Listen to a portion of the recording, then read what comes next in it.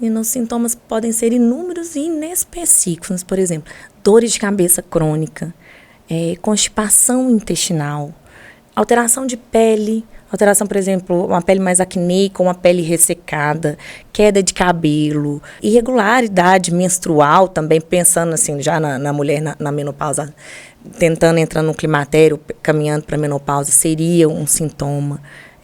Alteração de sono, que é muito frequente, irritabilidade, dificuldade, por exemplo, de tomar decisões, alteração de memória, esquecimento. Quem nunca teve um desses sintomas? E aí a gente começa a pensar, gente, será que isso, por exemplo, é um cansaço, um estresse, um excesso de trabalho? Ou será que pode ser realmente um desequilíbrio orgânico? E não existe pensar na endocrinologia sem pensar como um todo. E é por isso que quando a gente fala assim, as terapias integrativas, eu acho que se unem para poder fazer um equilíbrio da orquestra, da casa, sabe, Marinaldo? Se eu não tiver esse equilíbrio, eu tenho disfunção de inúmeros órgãos.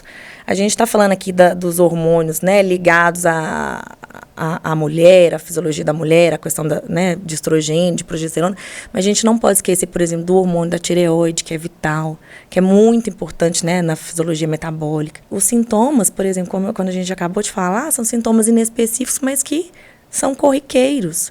E que aí a gente tem que buscar uma avaliação, a gente tem que buscar realmente identificar se aquilo ali é uma disfunção, por exemplo, hormonal, que está sendo a vilã, porque os hormônios, direto ou indiretamente, também vão implicar, por exemplo, na questão da resistência insulínica, na questão inflamatória sistêmica, que vai lentificar o metabolismo, por exemplo, que vai fazer você ter uma dificuldade, por exemplo, de perder peso, uma facilidade maior de ganho de peso, perda de massa, que está intimamente ligada com a questão do hipoestrogenismo. Por que a partir dos 30 anos a gente começa a ter um metabolismo mais lento? A gente começa a lentificar porque a gente tem um menor gasto metabólico, e esse menor gasto metabólico é advindo principalmente do começo da diminuição de massa.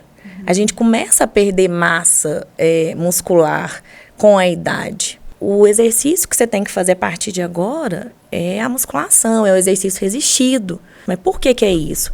Porque o ganho de massa não só vai proteger o seu osso, esse ganho de massa vai estimular o aumento da sua taxa metabólica basal. Com isso, você vai ter uma possibilidade muito maior de ter uma perda de gordura, uma diminuição do peso e um bem-estar, né, assim, advindo disso aí. A massa muscular, gente, é muito importante pra gente, né, pro organismo.